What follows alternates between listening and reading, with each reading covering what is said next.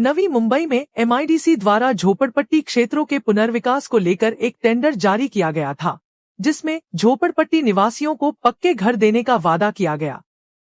लेकिन अब जैसे जैसे इस टेंडर की विस्तृत जानकारी सामने आ रही है, वैसे वैसे विवाद भी गहराता जा रहा है। रविवार को तुर्भे स्थित आम्बेडकर नगर, हनुमान नगर, गणपति पाड़ा, गणेश नगर, गांधीनगर, इंदिरा नगर, तुर्भे स्टोर, शिवाजी नगर समेत कई झोपड़पट्टी क्षेत्रों के नागरिकों की एक अहम बैठक आयोजित की गई। इस बैठक का नेतृत्व बीजेपी के नगर सेवक अमित मेडकर ने किया। अमित मेडकर ने कहा कि नवी मुंबई के शिल्पकार गणेश नाइक का सपना रहा है कि झोपड़पट्टी में रहने वाले हर नागरिक को उसका हक का घर और जमीन मिले। जो व्यक्ति जिस झोपड़ी में रह रहा है, उसे उसी का मालिकाना हक मिलना चाहिए। लेकिन एमआईडीसी के इस टेंडर में झोपड़ी मालिकों को उनकी जमीन के बदले केवल 300 स्क्वायर फुट का घर देने की बात कही गई है। उन्होंने सवाल उठाया कि आज के समय में लोगों के बढ़ते परिवार के चलते वो लोग इतने छोटे घर में कैसे रह पाएंगे। इतना ही नहीं, टेंडर में झोपड़ियों की संख्या को लेकर भी गंभीर सवाल उठाए गए हैं। स्थानीय नागरिकों का आरोप है कि आंकड़े गलत तरीके से प्रस्तुत किए गए हैं और उसी आधार पर घरों का वितरण होगा, जिससे कई पात्र परिवार इस योजना से वंचित हो सकते हैं और उन्हें अपने ही स्थान से बेदखल होना पड़ सकता है। वहीं अमित मेडकर ने चेतावनी देते हुए कहा कि अगर जल्द ही इस टेंडर पर ठोस कदम नहीं उठाया गया तो बड़े स्तर पर आंदोलन करेंगे, और अगर आंदोलन से भी समाधान नहीं निकला तो वे न्यायालय का रुख करेंगे। 24 मार्च 2026 को एमआईडीसी की तरफ से एक टेंडर फ्लोट हुआ।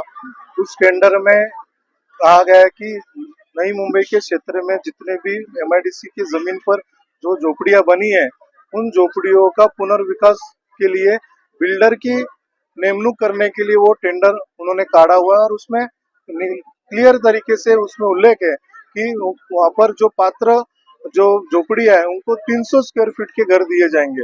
तो मैं आपको सबसे पहले ये कहना चाहूंगा कि हमारे तमाम झोपड़पट्टी में रहने वाले गौर गरीब कष्टकरी नागरिकों की तरफ से ये कहना चाहूंगा कि हमें 300 और 500 स्क्वायर फीट के घर नहीं चाहिए, हमको जमीन मालिकाना हक चाहिए। और हमने इलेक्शन में भी ये बड़े जोर से मांग रखी थी और हमारे नेता आदरणीय गणेश जी नाइक साहब, इन्होंने ये बात को जोर शोर से हमारे यशस्वी मुख्यमंत्री श्री देवेंद्र फडणवीस जी के सामने रखी थी। और उन्होंने इलेक्शन के दौरान कहा भी था कि इलेक्शन होने के बाद हम इस पे जल्द से जल्द जीआर निकालेंगे कि सभी नागरिकों को जमीन मालिकाना हक मिले। और आपको बताने में खुशी हो रही है कि जो हमारे दिल में था, जो हमारे मन में था, वैसा ही जीआर हमारे मुख्यमंत्री साहब ने 25 मार्च को वहां पर निकाला। और उसमें स्पष्ट रूप से कहा गया है कि जितने भी गांवटान और झोपड़पट्टी में जो घर बने, उनके पीछे की जो जमीन है, उसका जमीन मालिकाना जो हक है वो उनको दिया जा रहा है।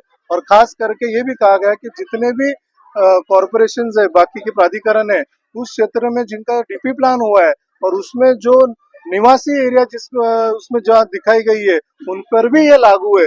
और ऐसे में ऐसे स्पष्ट रूप से उल्लेख करने के बावजूद भी पीछे के दरवाजे से एमआईडीसी चोरी से ऐसा टेंडर निकालती है और हमारे गरीब लोगों के साथ खेलती है।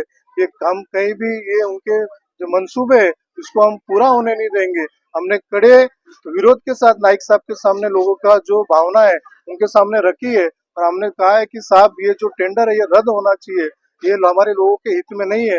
नाइक साहब ने तुरंत मुख्यमंत्री साहब को पत्र देके उनको ये टेंडर जो है वो उस पर स्थगिति लाने के लिए उन्होंने कहा है। और आने वाले 1-2 दिन में कैबिनेट भी है, उसमें वो जोर शोर से इस विषय को रखने वाले हैं। और मुझे पूरा विश्वास है कि नाइक साहब इस बात को वहां पर रखेंगे और हमारे लोकप्रिय मुख्यमंत्री गौर गरीब लोगों के आवाज को सुनते हुए ये जो टेंडर जो एमआईडीसी की तरफ से हुआ है उसको वापस स्थगित करके उसको रद्द करने का काम माननीय मुख्यमंत्री वहां पर करेंगे। अगर रास्ता नहीं निकला तो हम हमारे आवाम की आवाज के लिए रास्ते पे उतरेंगे, लाखों की संख्या में उतरेंगे, रास्ता रोको करेंगे।